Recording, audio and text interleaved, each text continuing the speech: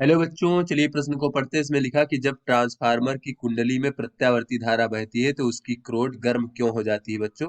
तो चलिए इस प्रश्न की मूल अवधारणा को हम देख लेते हैं बच्चों इस प्रश्न की मूल अवधारणा में हम देखते हैं ट्रांसफार्मर किस प्रकार का होता है। तो बच्चों इसमें एक हमारी क्रोड होती है जो कि नर्म लोहे की इस प्रकार से बनी होती है बच्चों। और इसमें दो कुंडलियां होती है, एक तो बच्चों ये प्राथमिक कुंडली होती है तथा दूसरी द्वितीयक कुंडली होती है। तो बच्चों प्राथमिक कुंडली के सिरों पर हम प्रत्यावर्ती वोल्टेज लगाते हैं और द्वितीय कुंडली के सिरों से हम प्रत्यावर्ती वोल्टेज प्राप्त करते हैं। तो बच्चों यहाँ पर क्या होता है बच्चों, प्रत्यावर्ती चुंबकीय फ्लक्स के कारण बच्चों प्रत्यावर्ती चुंबकीय फ्लक्स उत्पन्न होता है। तो इसके कारण क्या होता है बच्चों, जो हमारी क्रोड होती है बच्चों, क्रोड का बार बार जो है चुंबकन और विचुंबकन होता है। क्रोड का चुंबकन और विचुंबकन होता है। तो बच्चों हमें पता है कि क्रोड के चुंबकन या विचुंबकन से बच्चों किसी भी पदार्थ के चुंबकन और विचुंबकन में कुछ ऊर्जा व्यय होती है बच्चों, जिसमें कुछ ऊर्जा व्यय होती है बच्चों। इस व्यय ऊर्जा को बच्चों हम लोग शैथिल्य हानि कहते हैं। और बच्चों इसको हम एक शैथिल्य, किसी भी पदार्थ के चुंबकन और विचुंबकन को हम शैथिल्य वक्र से प्रदर्शित करते हैं बच्चों इस प्रकार से।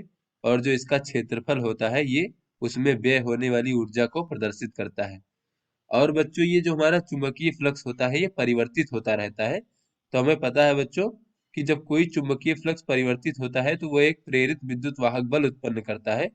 तो चुंबकीय फ्लक्स परिवर्तित होने के कारण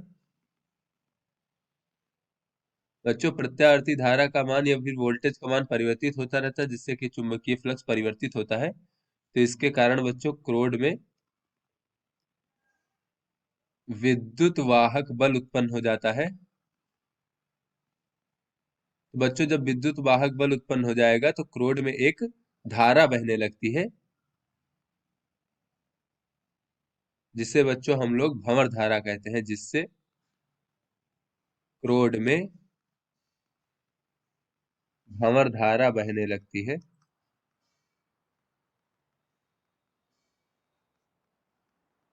तो चलिए बच्चों अपने प्रश्न को हल करते हैं। तो इसमें कहा जा रहा है कि ट्रांसफार्मर की कुंडली में प्रत्यावर्ती धारा बहती तो उसकी क्रोड गर्म क्यों हो जाती है। तो चलिए बच्चों अपने प्रश्न को हल करते हैं। तो क्रोड के गर्म होने के बच्चों मुख्यतः दो कारण हैं। गर्म होने के मुख्यतः दो कारण है। तो चलिए बच्चों दोनों कारणों को देख लेते हैं। तो बच्चों जो पहला कारण है वो है हमारा इसके चुंबकन और विचुंबकन में जो ऊर्जा व्यय होती है बच्चों। तो यहाँ लिख लेते हैं कि क्रोड के चुंबकन और विचुंबकन में व्यय होने वाली ऊर्जा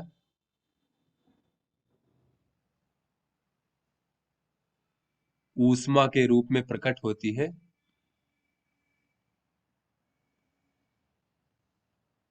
प्रकट होती है, जिससे बच्चों हमारा जो है क्रोड गर्म हो जाता है, जिससे क्रोड गर्म हो जाता है। अगला कारण देख लेते हैं बच्चों। तो अगला कारण ये है कि क्रोड में जो हमारा बच्चों विद्युत वाहक बल उत्पन्न हो रहा है परिवर्ती चुंबकीय फ्लक्स के कारण। तो बच्चों क्रोड में भंवर धारा उत्पन्न होती है। क्रोड में बहने वाली भंवर धारा के कारण